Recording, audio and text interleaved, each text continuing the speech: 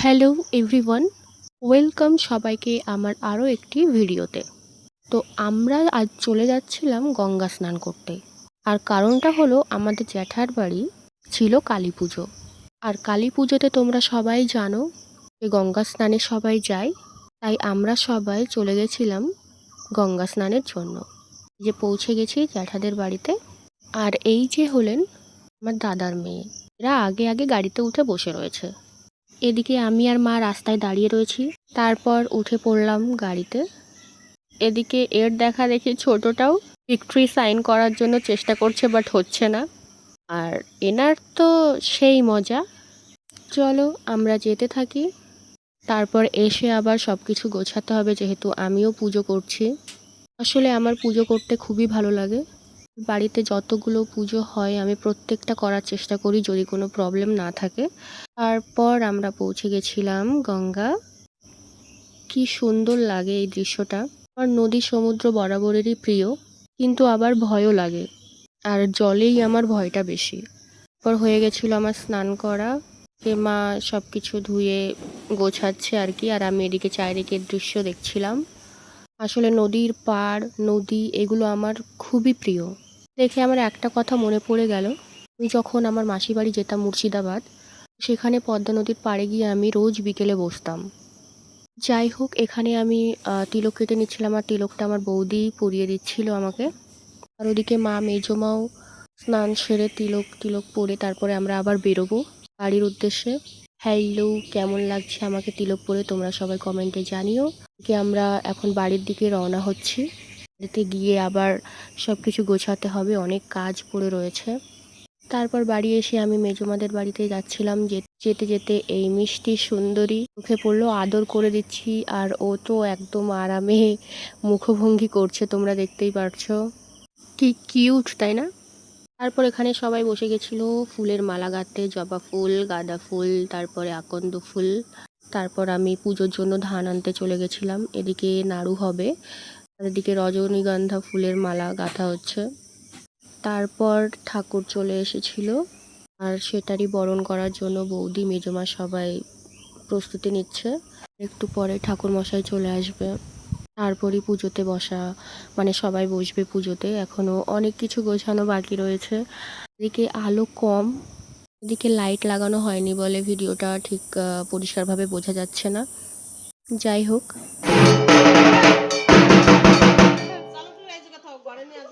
হয়ে গেছে। আর এদিকে মায়ের ভোগের প্রস্তুতি চলছে সব কিছুই। এগুলো গোছানো হলেই আমরা সবাই রেডি হব।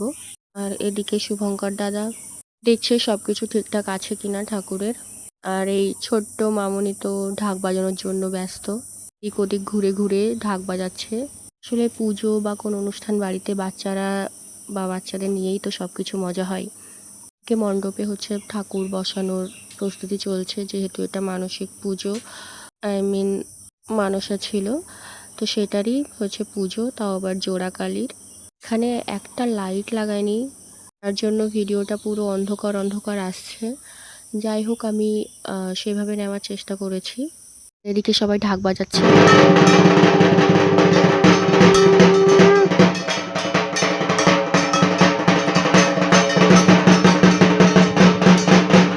এদিকে ঠাকুর মশাই চলে এসছে, সব কিছু গোছাচ্ছে। তোমরা জানো যে কালী পুজোতে কী কী হয়, আমি জাস্ট তুলে ধরছি যেহেতু আমি ডেলি লাইভ ব্লগ বানাই।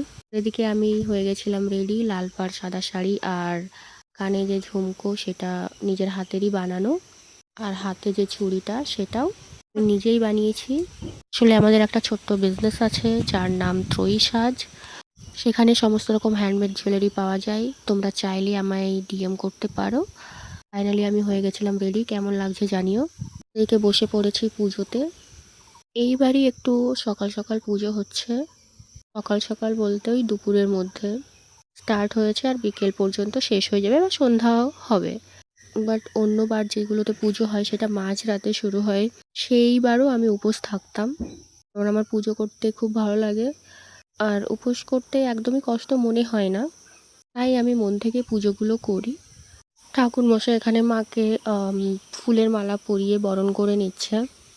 মায়ের কাছে একটাই অনুরোধ, সবাই যেন ভালো থাকে, আমাদের বাড়ি সবাইকে সুস্থ রেখো, ভালো রেখো, সমস্ত বিপদ আপদ থেকে রক্ষা করো। এদিকে আমি রেডি হয়ে বসে পড়েছিলাম পুজোতে, পেছনে আমার স্টুডেন্টগুলো উঁকি মারছে। আসলে আমার স্টুডেন্টদের নিয়েই আমার সব। ওদের ছাড়া আমি এক মুহূর্ত মানে একা একা লাগে আমার। তারপর মা এখানে সব কিছু সরিয়ে ফেলছে, এখন ভোগ দেওয়া হবে মাকে। এই ফাঁকে আমি একটু ক্লিপ নিয়ে নিচ্ছিলাম, আর এদিকে এরা হাই জানাচ্ছে, তোমরা সবাই হাই করে দিও। তারপর ভোগ দেওয়ার পর এখানে যজ্ঞ স্টার্ট হয়ে গেছে।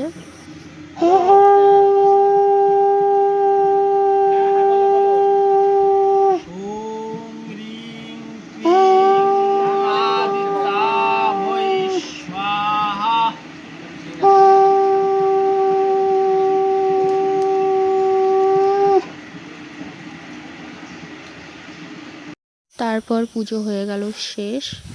এখন দাদা ঠাকুর মাথায় করে নিয়ে বিসর্জন দিতে যাবে। ঠাকুর বিসর্জন আমরা সব বিলেই দিই আমাদের। আর আমাদের বাড়ি থেকে বিল মোটামুটি দূরত্ব রয়েছে, বলতে পারো খুব বেশি দূরও না, আবার খুব বেশি কাছেও নয়, দূর আছে। তবে আমাদের সঙ্গে আমাদের পাড়ার সমস্ত বাচ্চারা ছিল, তারাও খুব আনন্দের সঙ্গে যাচ্ছিল আমাদের সঙ্গে।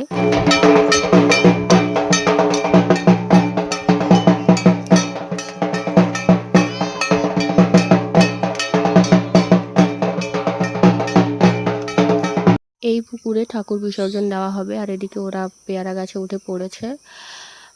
তো এখন ঠাকুর বিসর্জনের পালা। আসছে বছর আবার হবে। তুমি মা সবাইকে ভালো রেখো, সবাইকে সুস্থ রেখো, এটুকুই চাওয়া। তো আজ এটুকুই থাক, দেখা হচ্ছে পরের একটি ভ্লগে। আমার চ্যানেলটিকে সাবস্ক্রাইব করে দিও আর লাইক করে পাশে থেকো। তোমরা সবাই খুব ভালো থেকো। টাটা, বাই বাই, দেখা হচ্ছে।